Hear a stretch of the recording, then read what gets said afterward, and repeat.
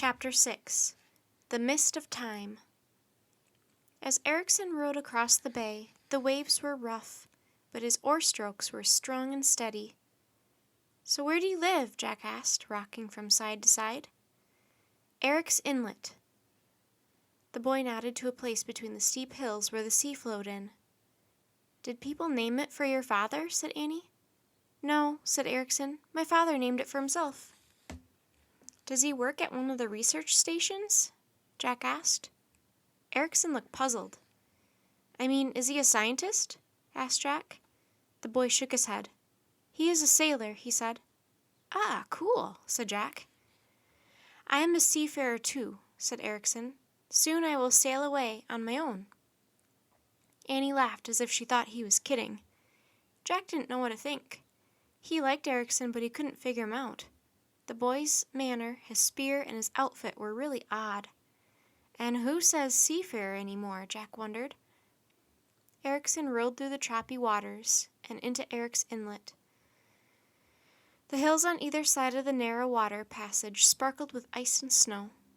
As the boat moved along the inlet, clouds covered the sky. The air grew foggy.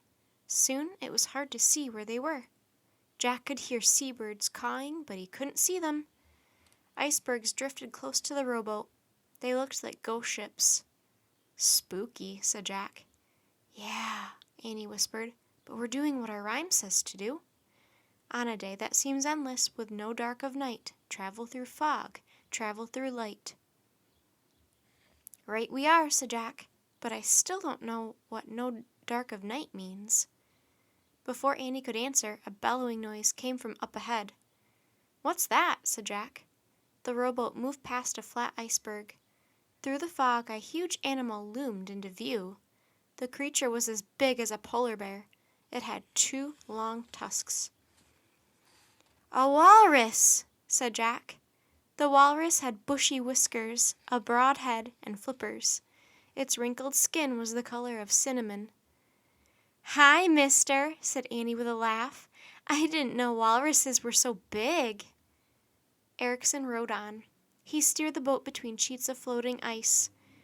2 ringed seals rested on one sheet. Seagulls were perched on another. "Look, a reindeer!" said Annie. Through the fog, Jack saw a delicate-looking deer on the shore. Its antlers looked like tall tree branches. "You're beautiful!" called Annie. The reindeer dipped its head shyly. "She said thanks," said Annie. "Did you know reindeer are also called caribou?" "Cool," said Jack. "And their noses warm the cold air before it goes to their lungs," said Annie. "Like Rudolph the Red-Nosed Reindeer," said Jack with a laugh. "Did you write a report on reindeer too?" "No," said Annie. "I just really love learning stuff like that." Jack smiled.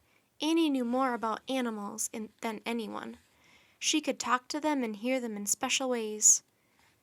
As Ericsson rowed down the river of seawater, the fog cleared. The clouds drifted off. The cliffs and the waves sparkled with sunlight again. Soon they passed low hills and greenish-brown fields. There was less ice and snow. A few trees dotted the land. Sheep were scattered across the hillsides. "Oh, this is so beautiful," Annie said. "Has your family lived in Greenland for a long time?"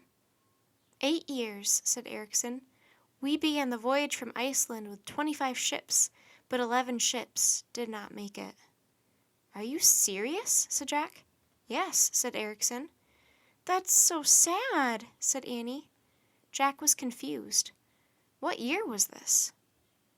"Everyone knew the journey would be hard," said the boy. He looked over his shoulder as he rowed around a curve. "This is where we live," he said as the boat glided into a sheltered cove. "Wow," breathed Annie. Anchored along the water's edge were 14 ships. They were long, slender sailing ships made of wood. Dragon heads were carved into their prows. Jack gasped. He'd seen ships just like these before. They were Viking ships. Suddenly Jack understood what had happened. He and Annie had come to Greenland in the time of Vikings, about 1,000 years ago.